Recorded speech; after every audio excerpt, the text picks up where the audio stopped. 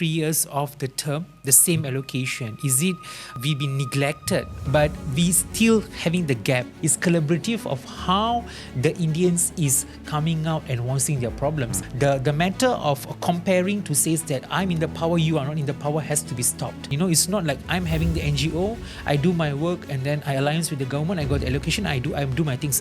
What do young Indian voters want? They want the transformation to be done in a very fast way. They want to see things on their eyes immediately. One of the contexts of young generation is the context of media social. They know what is going on, especially in TikTok. Indian community has to come out with the context of one-to-one. Everyone in the world of the small community, we have to come together. We don't have Indian ministers in the government, full Indian ministers. No. What will be your advice to Indian voters? How should they vote? Okay.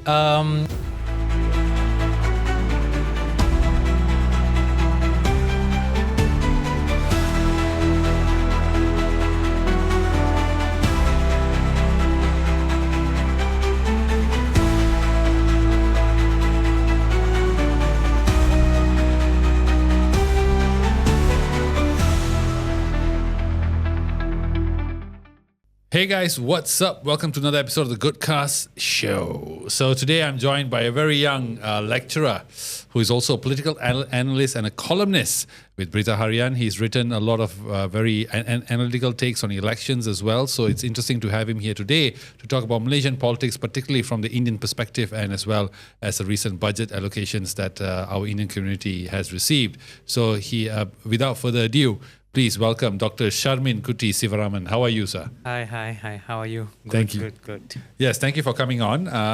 It's great to have a political analyst on board. And of course, the topic of the Indian budget has been quite a popular one. And you connected with me. You said you have some strong opinions. So let's hear them. But first, let's get an idea of who you are. So what made you become a political analyst? Actually, looking into the context of political analysts, when people say political analysts, we are too niche into political stance, into political parties, this and that. But looking into the broad context, the niche area for especially Indians to analyze and give certain statements that is related to politics. Especially, I'm still standing on the context of the youth, is very less. Moreover, we see most of the professors are all 50s, 60s, and 70s. So I had a personal interest, and then to look into the context of leadership and governance and election when I was doing my master's itself. But my background initially is Malay literature. So I venture and then goes into the elements of election studies and started to venture myself into this niche area actually. Okay. So I just want to get an idea. Of course, you wrote a very interesting piece on the Makota by-elections recently, which was quite an interesting take that you had. But of course, I want to get into the budget first. So how much do you think that the Indian community should have received in the budget allocations? Okay, before I give the amount of how much, let me refresh and go back to the budget which has been tabulated by Dr. Sri Anwar Ibrahim on 18th of October in Parliament, which I think budget is one of the important contexts that will be looked by all the people, right? No matter of your race and religion, even though the division initially was there, race and religion, but it's one of the focus area for everyone.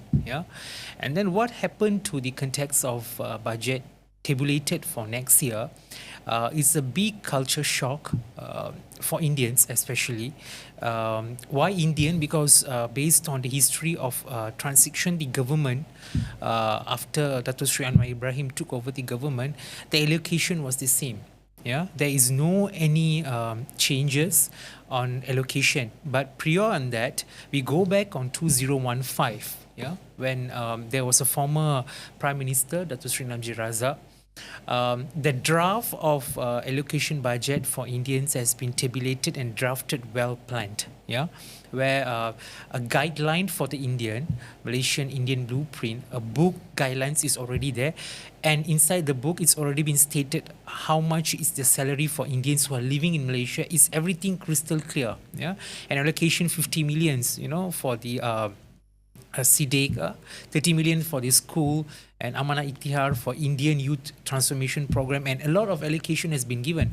So we take 2015 up to next year is 2025. It's about 10 years already. Yeah.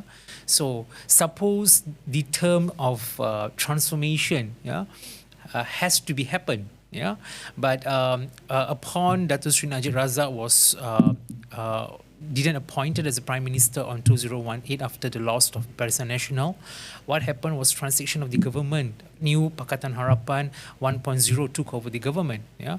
After that, we see from that moment, Indians is having a lot of problems when the allocations, where the finance minister was Chinese, and then after that transit Sheraton move happened. Yeah, after that come into the 2022 election, 2022 15th election, where Indian trust the current government and then hand over the votes for the current Prime Minister to see the changes. But a very sad truth, where is the niche area still cannot be executed until 3 years, throughout 3 years of the term, the same allocation. Is it we been neglected? That's a big question mark, because so many things of Indians has to be given focus. Yeah, these 3 years, and how much is the allocation?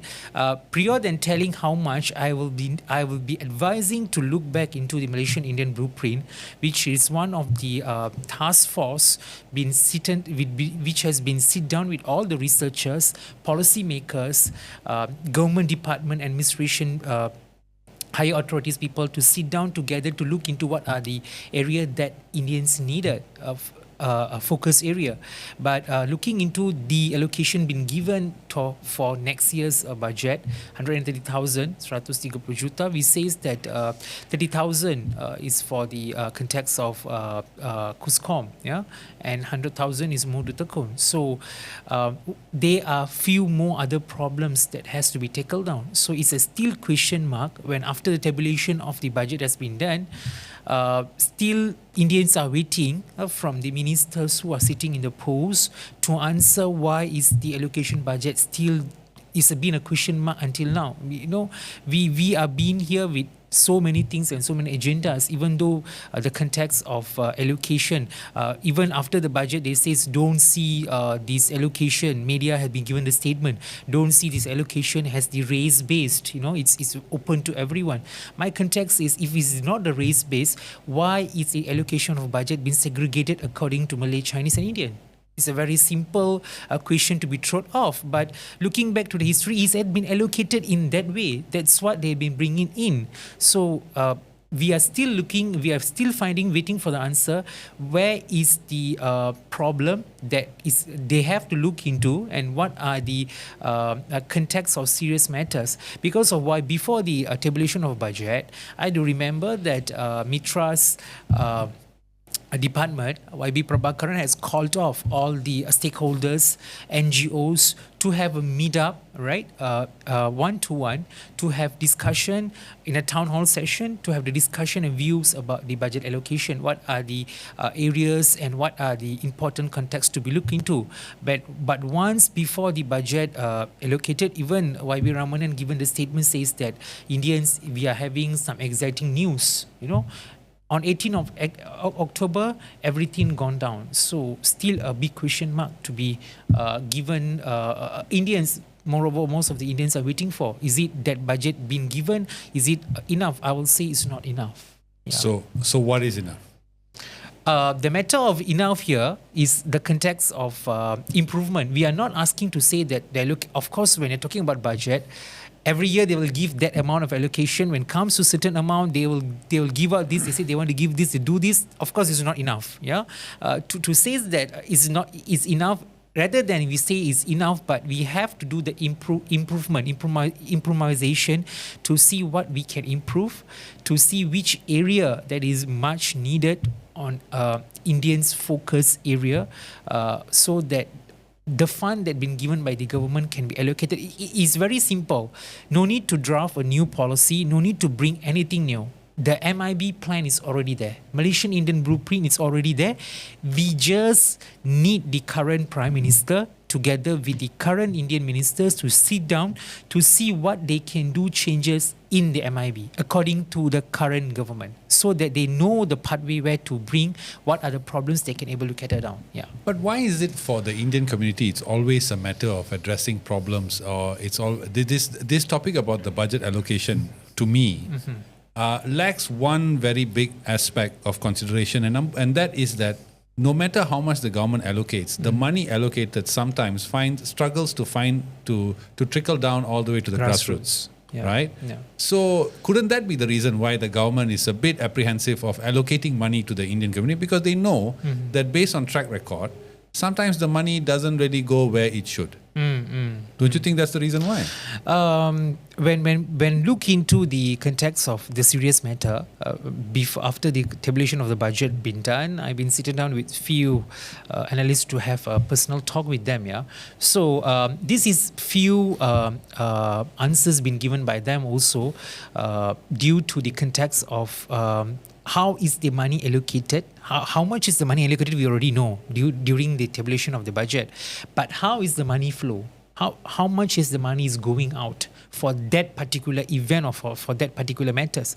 We still finding the area of how is the money going to the grassroots, because until now certain people, you go and randomly you talk with them, the grassroots still didn't get the allocation has been promised. Yeah. So the question here is, when the budget is being tabulated, when the budget is being approved, where is the workflow? How is the workflow of the money is going to the grassroots? Yeah. We still didn't able to see the big area. Is it the money being allocated? For example, if the money being allocated 100,000, how is the 100,000 going to go under the grassroots? So what is the pathway? What is the plan? What's the KPI? Yes, what's the KPI? I mean, like you said that you have allocated this, show the proof.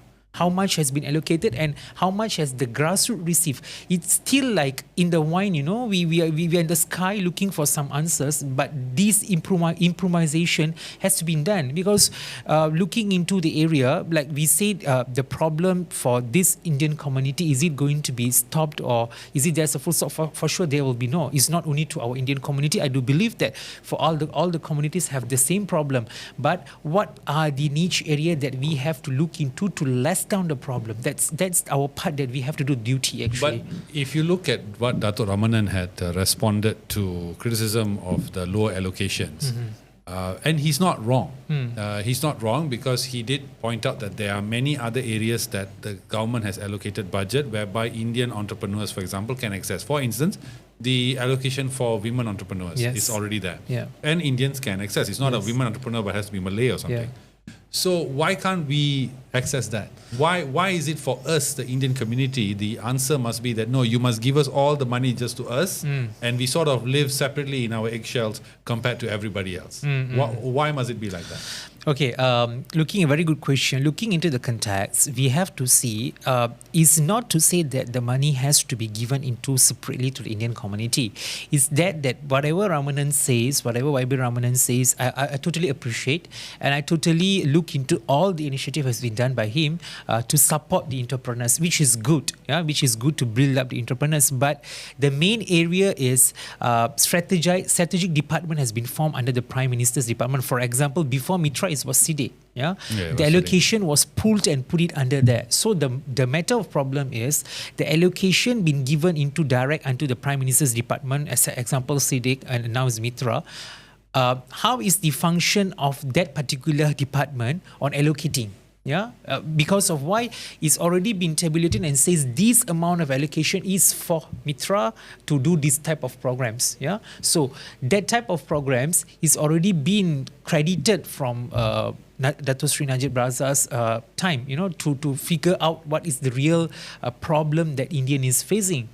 So until up to now, MITRA is doing well. I didn't say MITRA is not doing well. Yeah? MITRA is doing very good, but we still having the gap. We are still divided, and we still having the gap. And now we are going into the norm of reformation. Reformation, where the unity government, they've been already together to see what are the problems to be catered down and to be looked into for the Indians. But now the problem is, even though we are already in the unity government, those days both parties was not alliance together, but still, why the time to progress for the transformation of that the community, why it takes 3 years? It's still a question mark, because if they are already unite, it's called as a unity government. So where is the gap? What are niche areas still they need the improvement? Still they need to improve to see what are the gaps. They have to allocate this budget accordingly. Yeah. Do you think that we are enough significant vote bank to matter? Perhaps that's why our allocations never increase. Because, to be fair, and there are two ways to look at this, and which I brought up in a previous interview with Sudan, who's the head of communications for MIPP.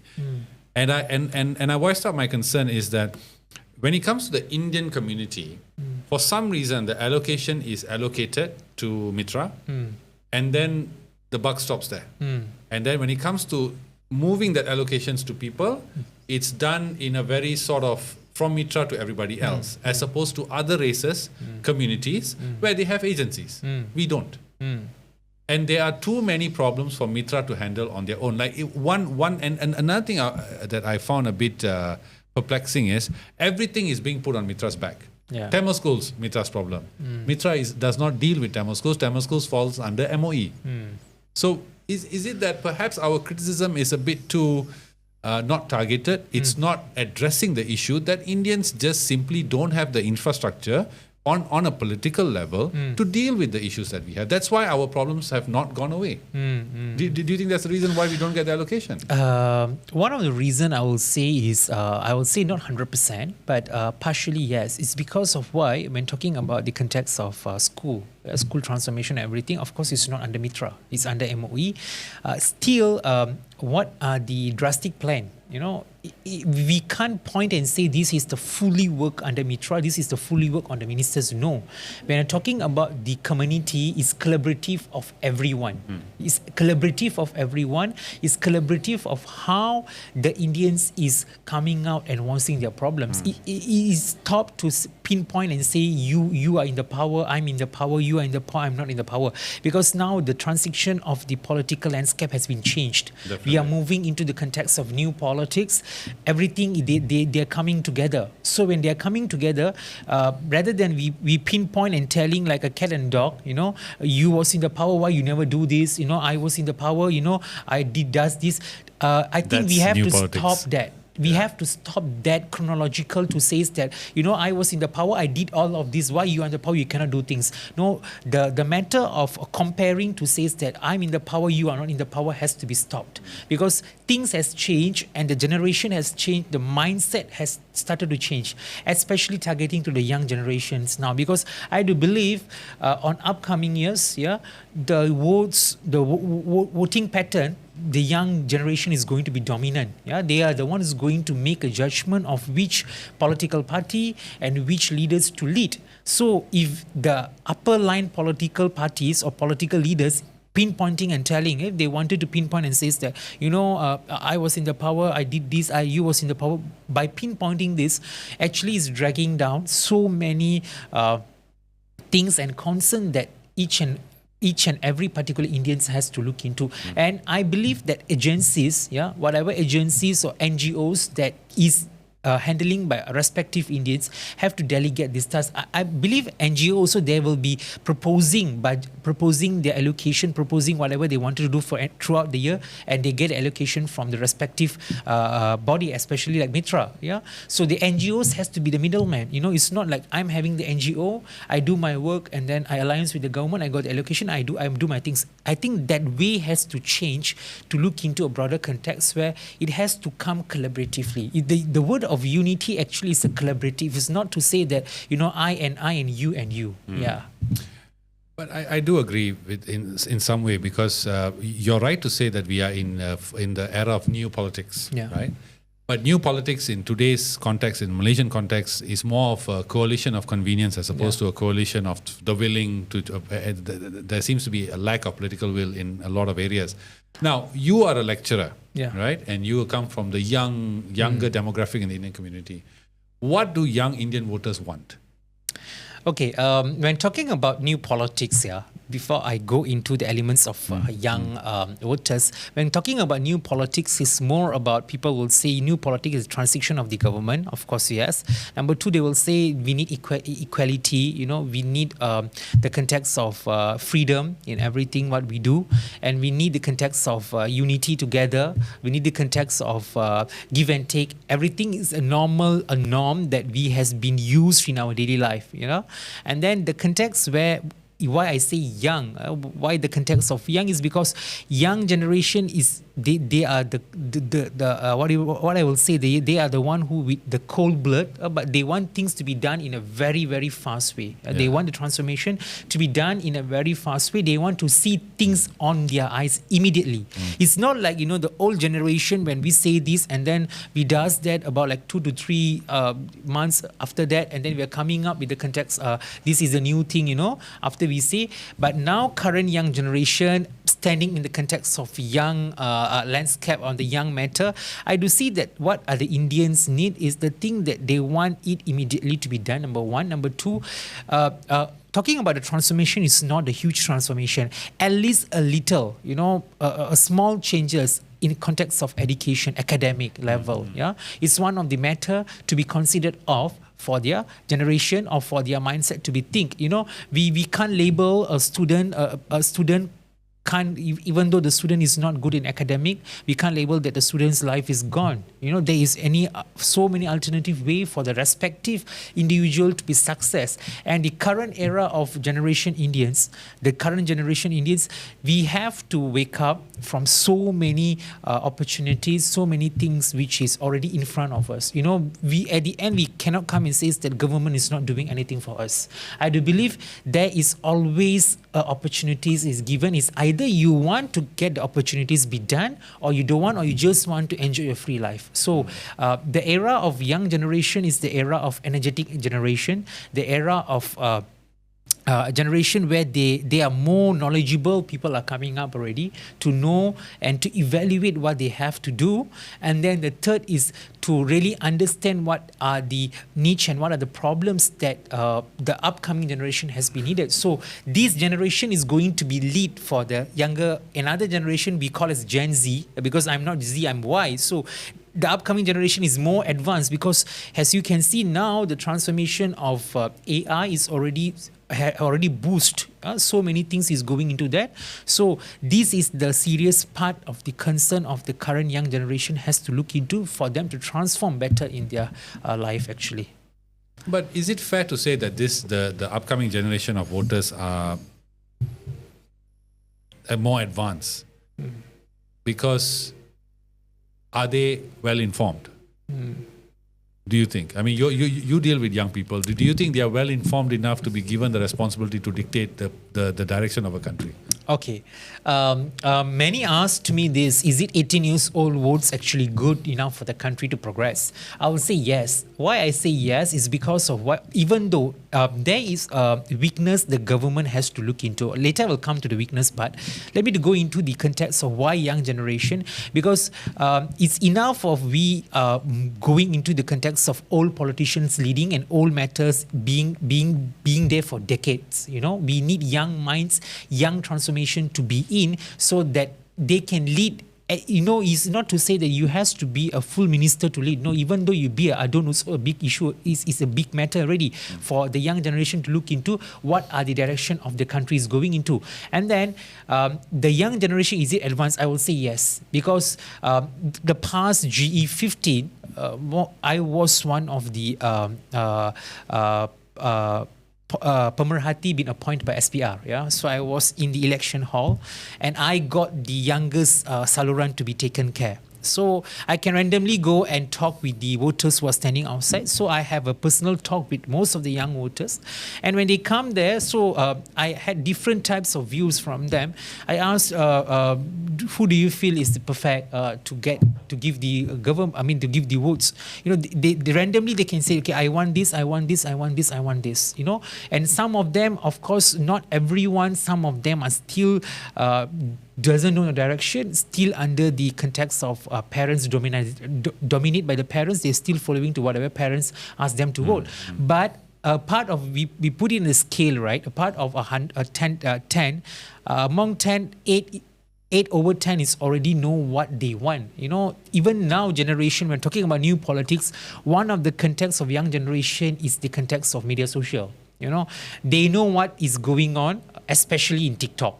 No, but that's right, Doctor. You're absolutely right. They know what's going on. Yeah. But we know that social media and news in general is something that is controlled. Yeah. Right. I myself, on my channel, I've had videos removed. I've gone through all that. Right. I've had videos shadow banned. That kind of stuff.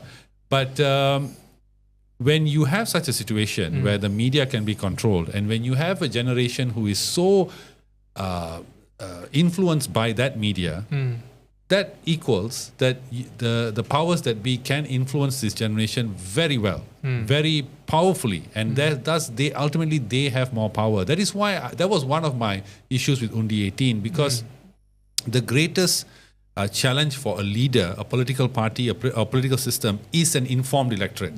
That is very important. Today, you cannot be fooled by anything. I can come and tell you, like, no, I know my stuff. You can't fool me. But another person who may be not as well read as you, not as well engrossed in this field, can be persuaded anyway. Isn't that dangerous? Of course, I will say it's dangerous because can be manipulative. Yes. Manipulative, and another party, another individual to be trust is very easy. Manipulative. They can manipulate for just sake for the supporters or for the sake of to become famous. Talking into the context of Undi 18, I go back to the context of Undi 18. Actually, it's good has already been implemented by government. I didn't say it's bad, it's very good. But there are still a lot of weakness has to be addressed on. The first weakness is, where is the context of academic to teach about the niche of Undi 18? They touch about the election in the subject of history in chapter 8 of Form 4. It's just a little mile to teach what is democracy. That's it. How is the democracy wave has to be is changing because of the impact of the youths is still a questionable matter. So this matter, many of the NGOs has already raised up to address it on to the Ministry of Education and Higher Education to see what are the matter or what are the modules they can bring it in to give the basic education about Undi 18. That one is number one. And number two, when coming into the context of viral, coming into the context of changing, manipulating certain stuff and this thing, of course, Fahmi Fazil and Govind Singh plays a very important role. Even though they are doing so much of good things that I can see the matter of digitalization and everything, but still I can see the gap of detecting and making sure this thing to not happen is still a question mark. So many things been happening even with the context of social media. People can be trapped. People can commit suicide. One of the issue that related to Indian also. So still there is what is the solution?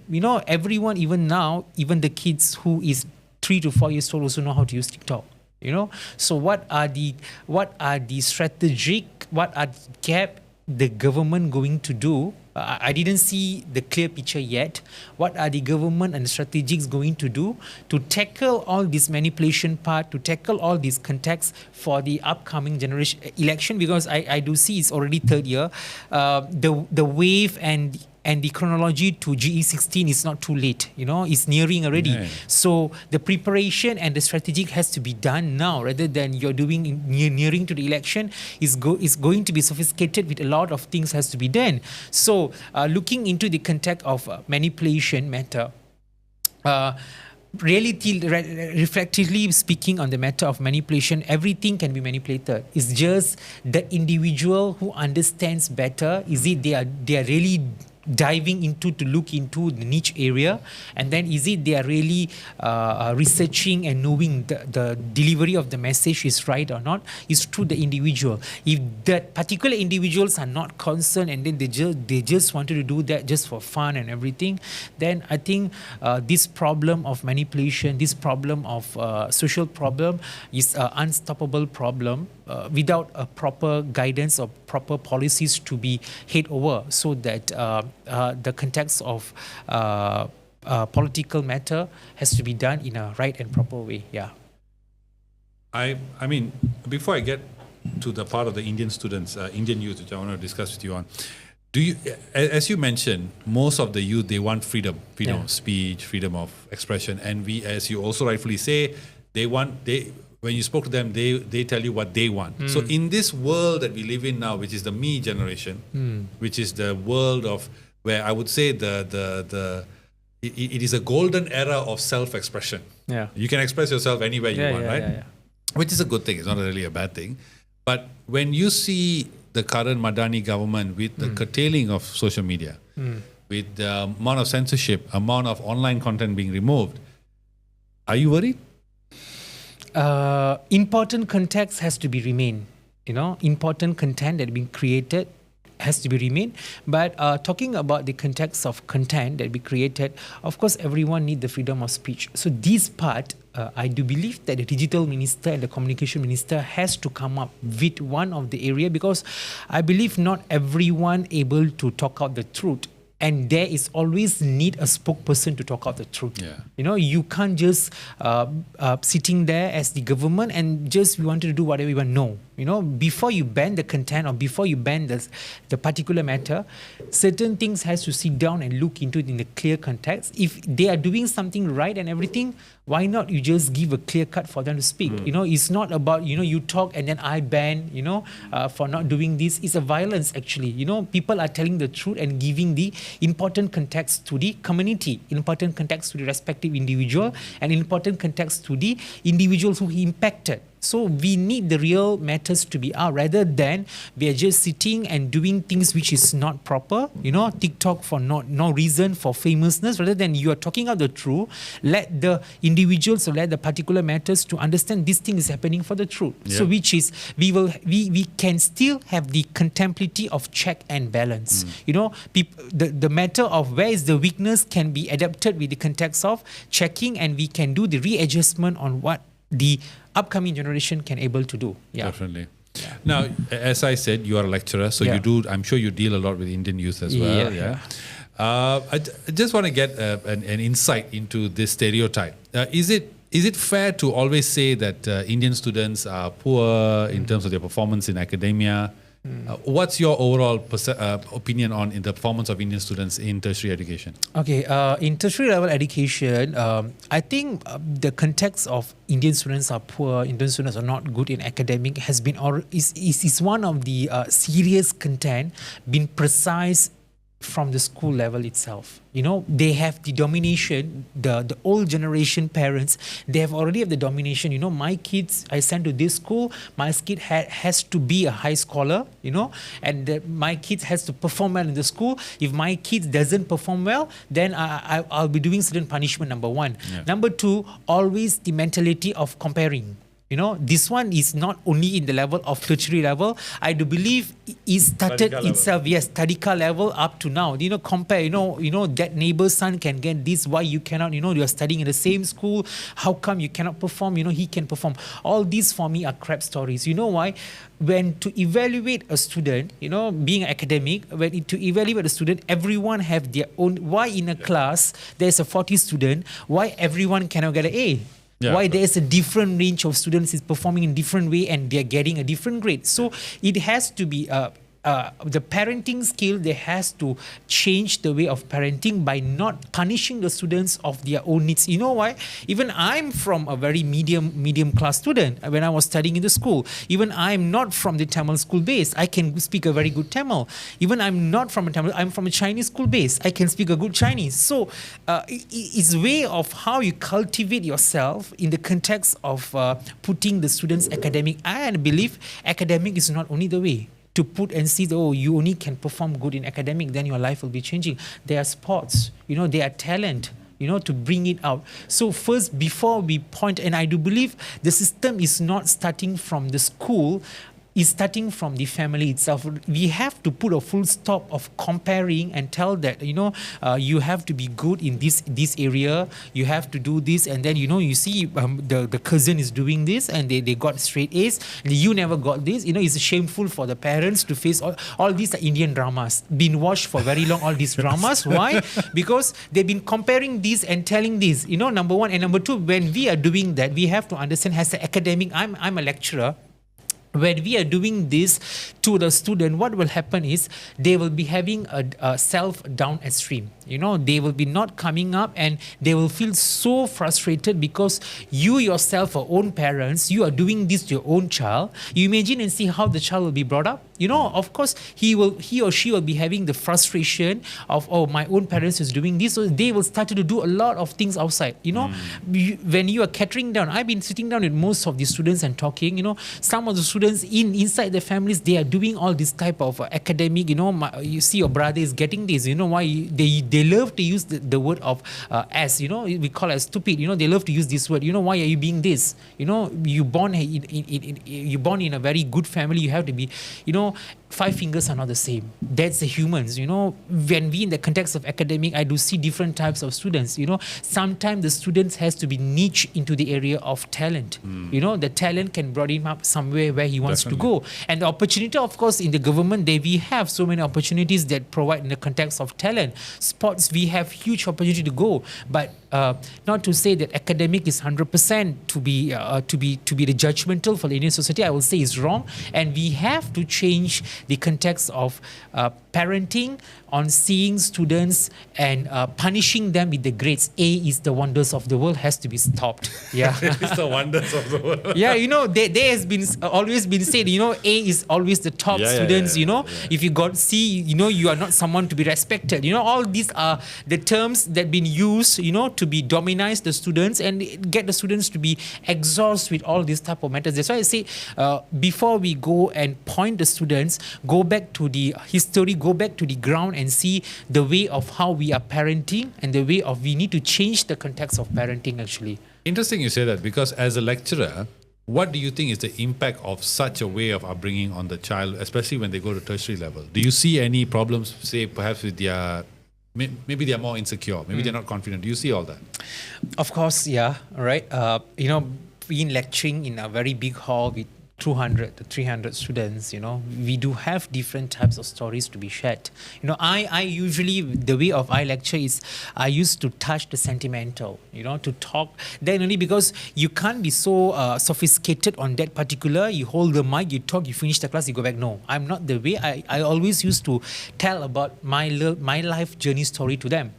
So that they know, they sparkle something, they know, because we don't know among 200 how many of them are in tension, how many of them are in pressure. So this is the way for them to express their freedom to talk. So usually when we talk all this in the lecture hall, some of them, usually they will text me, they say they wanted to come and meet me. So I will give them an appointment. When I sit down, most of the story I heard from them, some of the stories are very tearful. I've been tears to listen what are the elements of the life they are undergoing. So I do have a very personal talk with my students to share what are the method they can do. But important in the tertiary level of education, when you're talking about the context of Indian youth, actually, to tell it proud, of course, Indians are brilliant. So many brains, they can navigate, they can do so many new things. So a part of me as academic, I need to play a role also to listen to their stories. It's not about, you do the assignment, you submit it off, you done the class, you go back. It's rather than that part, the important part to see how does the Indians need to be brought up, and always we have to connect ourselves with them through the heart. We have to talk openly to the heart.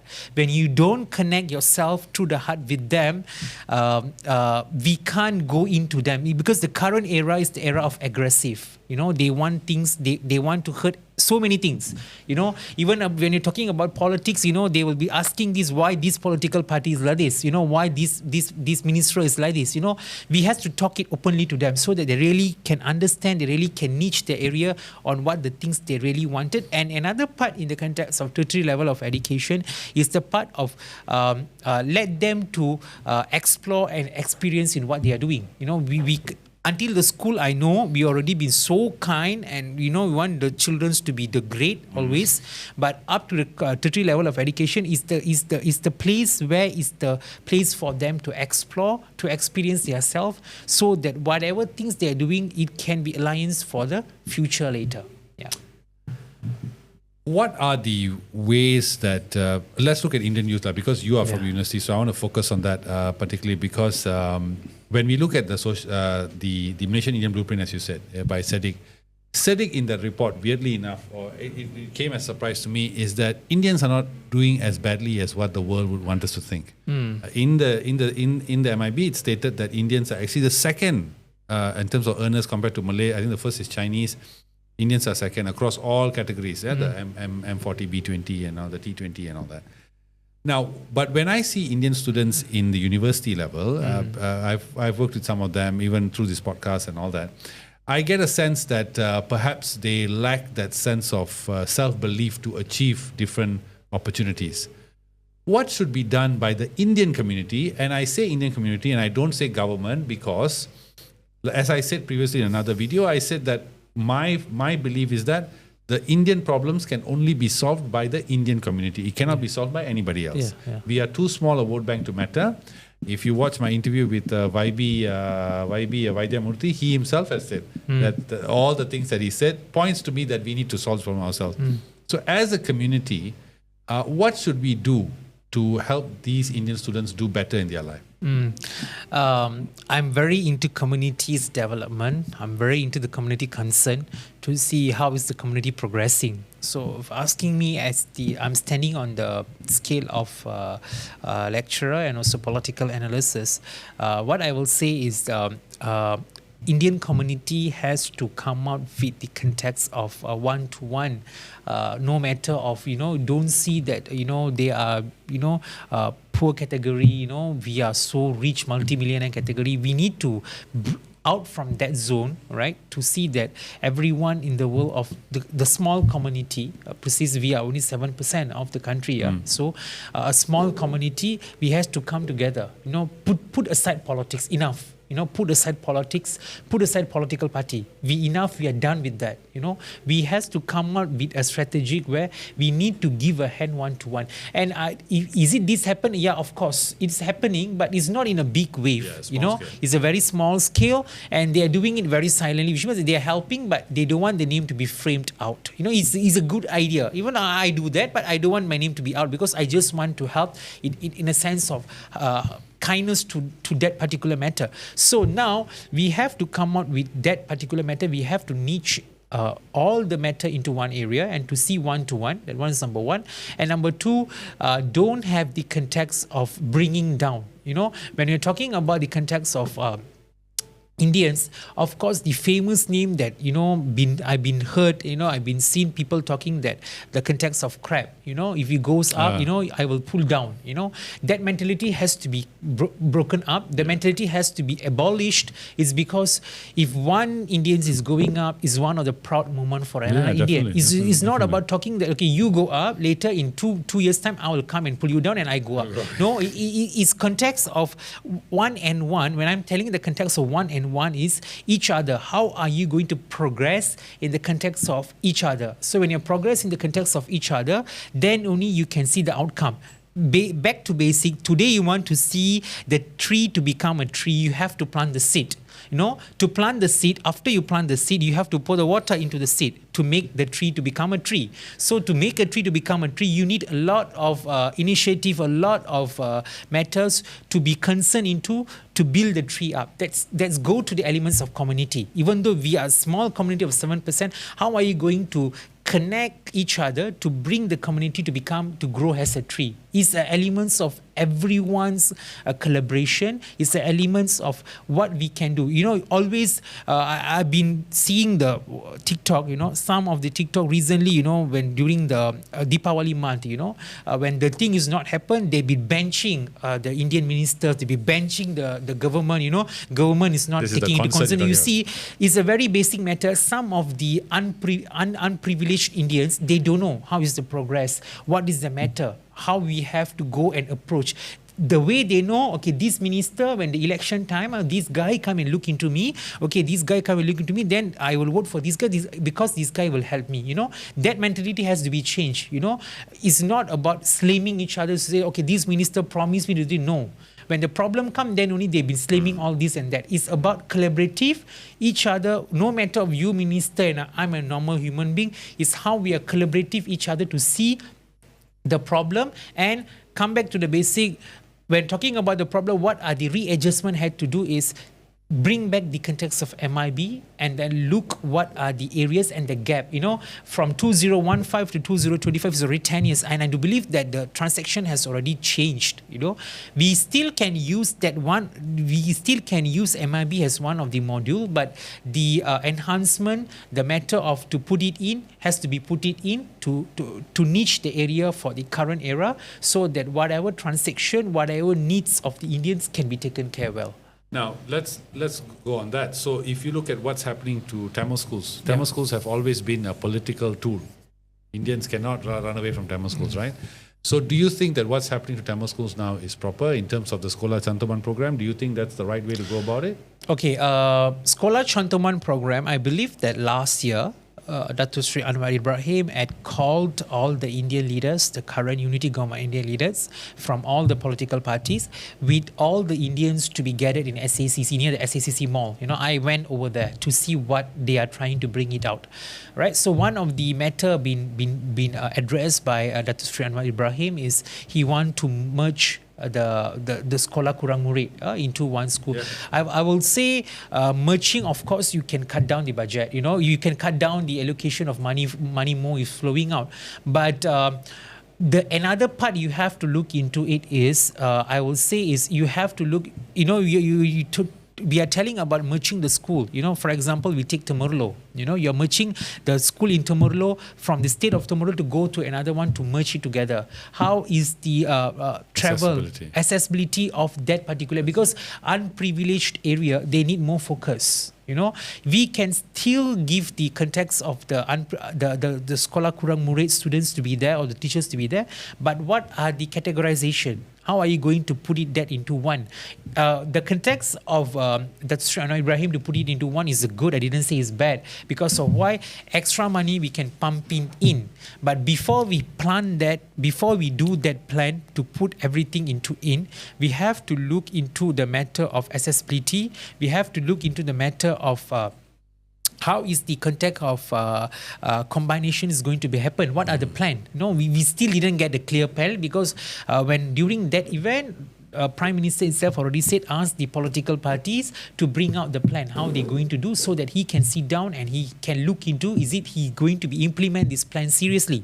Because you go to unprivileged area, there is still school with 7 students. There's still school with 7 students, still the schools with 3 teachers with 7 students. So what are the strategic area Prime Minister together with the Education Minister? Because on the event, I remember there was Education Minister also over there, and the Finance Minister also over there, to sit down and see what are the matter that comes into the context of Indian education, Indian matter, Indian schools can be catered in a very simplistic way. Do you think that in terms of the Indian community, do you think that our modern day politicians that you have mentioned many times, do you think that they are doing the right job? Oh, sorry, are they doing their job? to look into the matter, because to check whether they are doing it or not, we only can see during the programs, during their social media updates and everything. If you ask based on my political view, I will say some of them are doing, some of them I didn't get to see what they are actually doing. I don't want to mention the name, but is that your way of saying that they are not doing anything? Yeah, I mean like they are doing, but I don't know where the direction leading to. They're just holding the post over there, but we can't really see what is the direction. Some of them are performing. One of the example is Ramanan. Is doing much more better. And even though the person who is not in the power, Saravanan, even though he's not in the power, even though he's in the government but didn't give the post as minister or deputy minister, but he is still giving the voice for Indians. Even recently, when the tabulation of the budget, always PMX will be reading about Tirukural. They've been one of the funny things, this time when he pronounced it, the other ministers was laughing. So I do really feel appreciated, because when I was following up to the live, I see some of the ministers who was laughing, but Saravanan has appointed this as one of the serious matter. It's because it's one of the things that they are seeing downline to the Indians. So we can't do that, because this thing has already been traditional of PMX budget tabulation. So he used to highlight all this matter of three razors codes in, so that we can know the unity is over there. So that is one of the part. But as we can see, is it there is the area for them to do some changes? I say yes, because we still have 2 years more to go. You still have 2 years more. There's a lot of times for them to do the changes, to do the strategization, to see what are the elementary changes up to the important changes, to see what are the transformation and aspects that really Indians need, so that during GE16, still we don't know how is the coalition is going to be. So during GE16, I do believe that if they perform, they no need to worry about their seats for GE16. Do you think GE16 will be, as a person who has analyzed elections, do you think GE16 will be the most racially charged elections? GE16 to see now, we can see there is racially charged election. I will say, of course, there will be, because we are in the context of, before this is already divided into that scale. But according to my analysis, is it going to be too hard like before this in G15? They used TikTok to slam everything. I will say no. It's because of why people try to understand on the collaborative of the unity government, because before GE15 they said this party with this party cannot work together. There was backstepping each other. But when it comes to the power and they are doing work, they are performing, I can see that some of the community that benched before, they has changed their view to look into the context of the unity government. But will it come to the context of racial matter? We have to look into how the political party of that political party's chairman or the person who's bringing it, if they wanted to pull the votes just to sake of they wanted to win, only the way is they use the race tickets, So if they really don't want to use it, they want to make sure that they still enhance the elements of unity. They want all the three races to be together, then I believe the context of race and racism matter can be gone down on GE16 later.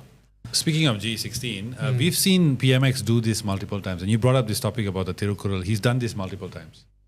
No, not in terms of Tirukural per se, but he has said things on stage in a public platform that has sort of criticized or been viewed as a criticism on Indians and our heritage, right? Do you think PH has finally lost the Indian vote? And will this be reflected in GE16? I will say GE16 is one of the election to be looked into a serious content, because of why Indian issue is one of the issues so much lagging. So much lagging. I will say cabinet minister. From the year of independence until now, we do have full cabinet minister. Even though we are 7%, we do have, the last cabinet minister until the transition of the government was Saravanan. You know, Usually we will get HRDF or works yes, and, usually we get the pioneer, the main one. You know, works, I think. after the government change, and after that the Sivakumar was holding the post, and after that what happened was a transition of changes of the government. He wants to change all the matter, and we see we don't have Indian ministers in the government, full Indian ministers. No, you know, it's a big question mark. That is a big question mark itself. Why is the Indian ministers not there? You know, and few Indian issues still is not been solved. You know, Indians are looking into that, and I do believe PMX votes for PMX Indians is maximum. You know, Indians are, you know, from the way of how he came and everything, Indians looked into I think PMX. last year it was 98% of what. Yes, so Indians look into PMX. So G16, if they still want to maintain the current government, this is the right time, another 2 years for them to do whatever things that is needed for Indians. If they think that it's still the time to neglect, you know, it's still focusing on the context of other race voters, they need the volume of other race to be coming in and everything. I believe the tendency of getting the votes down, you know, is very high. And what are the plan they're going to do to make sure that the Indians, and I believe if they didn't focus on the Indian issues, if the Indian issue is not given the highest serious issues to be focused on, some of them might be boycott. They won't go out for votes, you know. But as an Indian voter, should I consider PN as an option, in your opinion? Okay, PN, there is MIPP, you know, head by Punitan. Yeah, so he also from one of the MIC X-Men jump over there, right? I do have a very good connection with Punitan. So if MIPP can able to perform and come out with a strategic plan that the current leading Indian organization can't able to do, I believe MIPP can swing the votes. But now You believe MIPP can swing the votes is because of why they still are looking into the area what the Indians needed. But I do believe they still looking on the context of what Indians is needed. Even though there is MIPP, I do believe in Bersekutu there also Indians wing, non-Malays in wings is over there. But there's still a question mark. What is the strategization they're going to be made to make the Indians vote to swing over there? But if Punitan able to make drastically, I didn't say 100%, even 50% also Indian issues, Indian caters issue that he can able to meet, Indians can change their votes to over there. As an analyst, I'm sure you would have seen the year on year, you know, the Indian parties that we have, right? Do you think parties like MIPP at this present moment, parties like Urmai, these are new revitalized parties lah. Urmai is a new movement, but MIPP is an old party, but it's revitalized. Do you think that they have done enough to convince Indians? Because if you look at the KKB by-elections, the news coming out or the quotes coming out from the PN bloc was that they predicted that 40% Indian votes would go to PN. But what happened was the increase to 70% votes went to PH. So it was a complete opposite of what was predicted. Do you think that in the coming election in the G16, do you think these 2 years will give MIPP enough time? Or how about this? What should they do to earn that trust? Okay. Besides coming up with a plan, because he said that he's going to come up with a plan in 2057, but what should he do? Okay, as per the statement of KKB, I went to KKB until up to the last day of the state election. I do sit with the voters over there also to interview everyone over there. Before the date of nomination, the Urime and everyone has already go down to give them the awareness and everything. I do believe, it's my personal advice, is not to go and tell that, you know, don't vote for that party. You know, that party is not doing anything. We as an Indian, we have to stop that. You know, it's about how rationally that Indian is voting. We have to look into rationality. It's not about favoritism. Okay, I'm favored to this political party, that's why I'm voting into. You know, when talking about the elements of new politics, it's all about rational. how rational are these political parties? Even though you don't like that political man, but the party is doing good. The transition has changed. Even some people don't like the political party, but they like the individual. They're able to support the individual, because the individual is doing good, on the relevant parties. But going into the context of MIPP, to MIPP to progress, to MIPP to come out with a strategic area, my personal look into MIPP as a political analyst, they're still lacking of a lot of matters which MIC has already done. MIC was one of the pioneer party. They have been holding all about Indian schools is of course MIC. They've been holding what are the Indian problems, has been catered on. But if MIPP and Urime can able to come out with the contact, some different compared to MIC, the vote might be swing, but not that high level of swinging the votes. They can able to cater the young voters, But the one who has been voted, the one who voted for generation, is very hard. Is because some of them is loyal to the current party which they already voted. But come back to the context of Urime and MIPP. We still look into the same picture. Come back to the back of the story is the seat. We still the Indian. So why is the existence of so many parties? Definitely. Why is the existence of so many parties? And what is your? There is a still question. What are the vision and mission? Even of course, some of them said, okay, Urime is led by the ex-DAP. Ramasamy is leading that, and MIPP is Punidan. Coming back to the basic, what are the changes? What are the contemplative of the changes that these two parties is going to bring up to represent themselves as the party that can bring grass transformation, the eliminate transformation for the entire party. But whatever Indians' problem, whatever Indian issues from those days before the unity government was led by MIC. So they was the one who's leading. Even the current government, we still have PKR, we still have DAP, Indians are over there.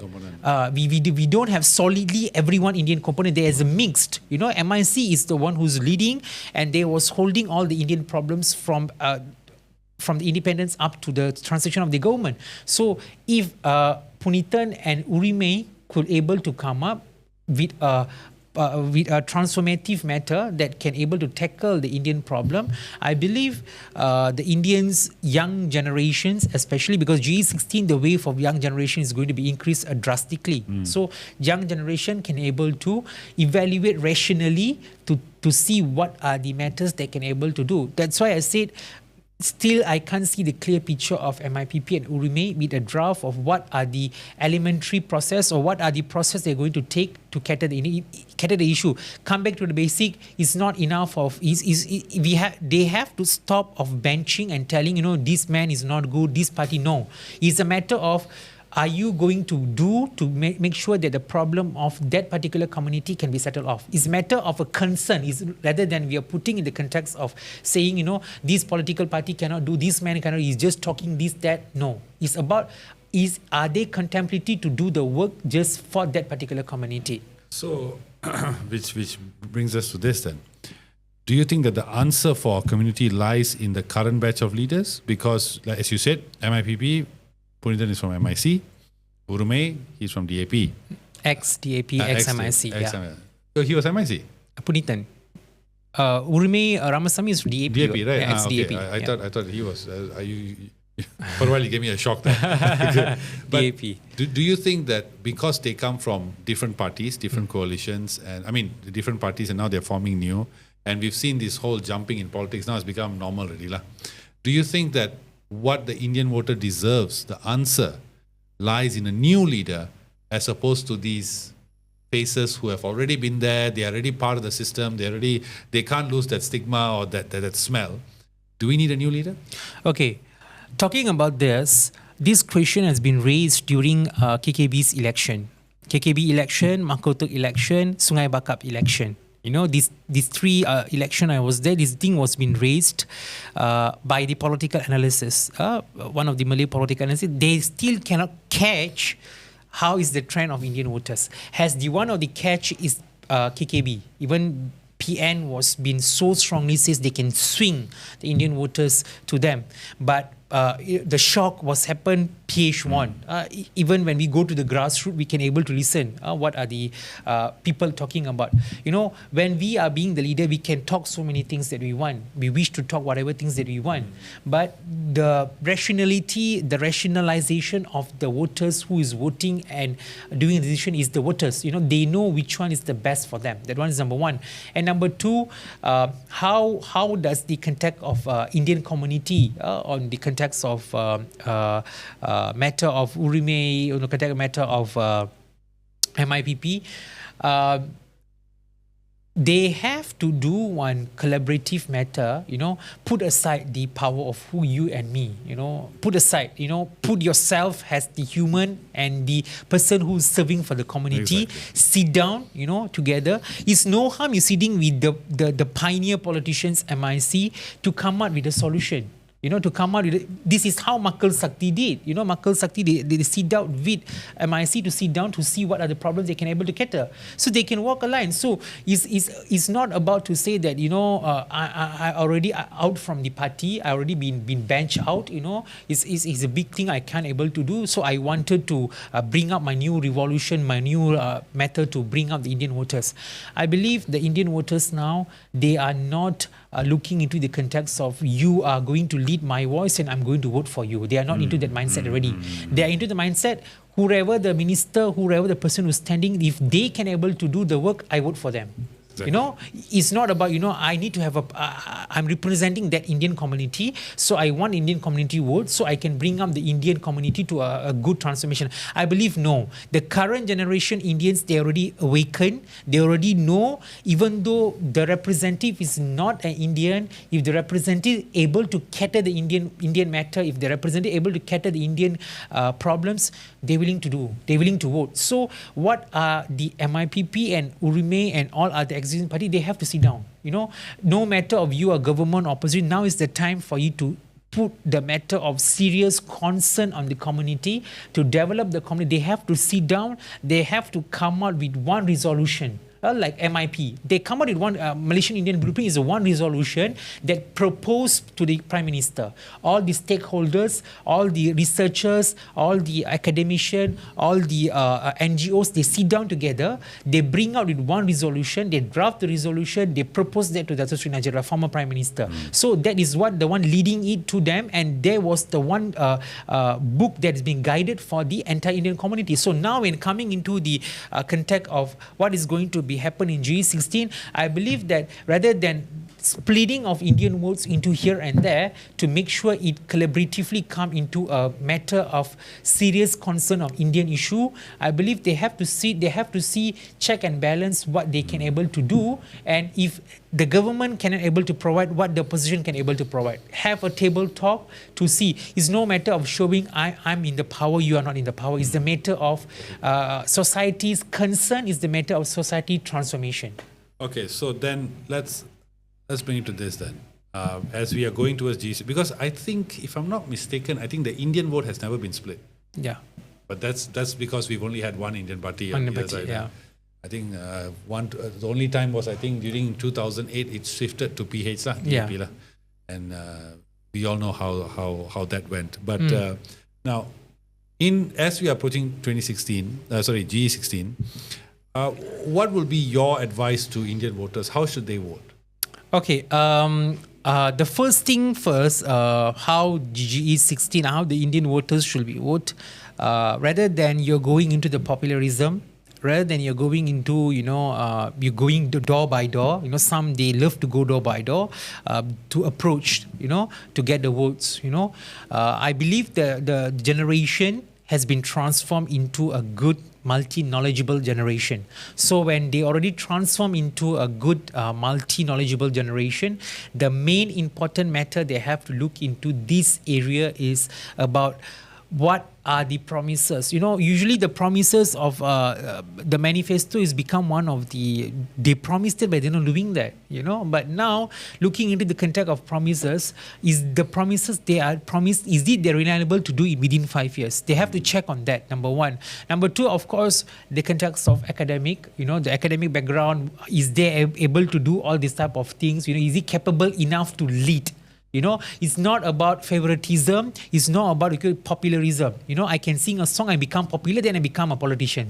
It's not that way. We have to come out with a good stand to change the community's thinking is all this way. And then number 3 is the content of rationalism.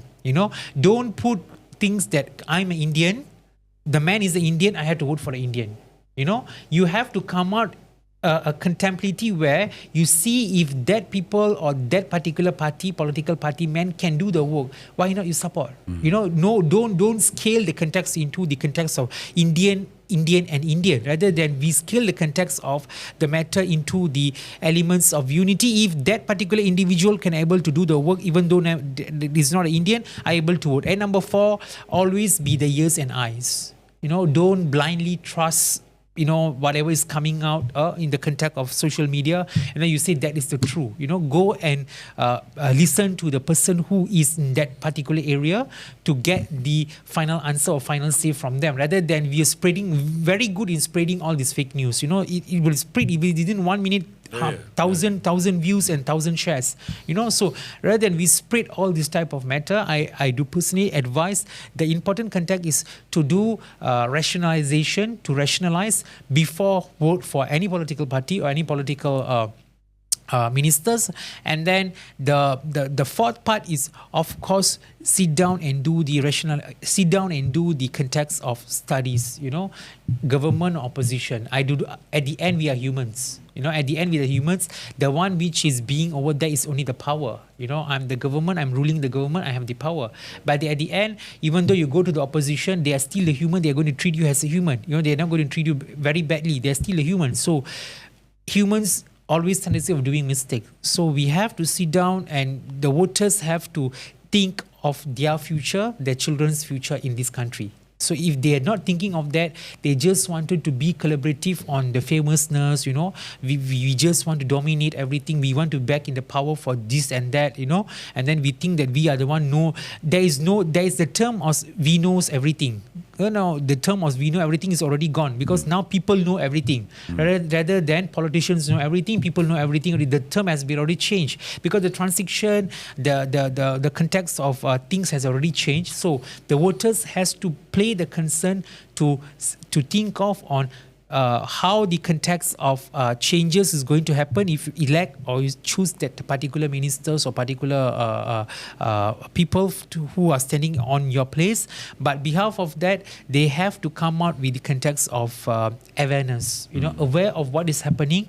What are you going to do if you vote for this political party, political man who's standing, and what if you never vote? So you need to always have the options for you to choose before you finally choose on GA16. Thank you very much, Doctor. That's amazing advice. 5 steps on how you can politics. I mean, that's interesting. I love talking to you. I think you give a very statistical and very raw and a straightforward analysis. So I hope to have you back on the podcast. I hope you had a good time. And so that's it, folks, for today. We have Dr. Sharmin. Thank you for making the trip. Thank you so much. Thank you, man. Thank you for getting in touch, and thank you for all your support. Hope you had a good time. I certainly enjoyed myself. I wish we had more time. I think there's some points I'd like to debate you on, but we'll leave that for the next episode. So that's all for us today, folks. As always, please share your comments, share your thoughts. We'll be sharing the links to Dr. Sharmin's social media as well. So if you guys want to hit him up and share your comments and your feedback, please do so. I'm sure we can have some lively conversations. And we'll see. Till next time, there's always more episodes coming. So till next time, take care. And as I always said, please like, share, subscribe, and we'll see you soon. Bye.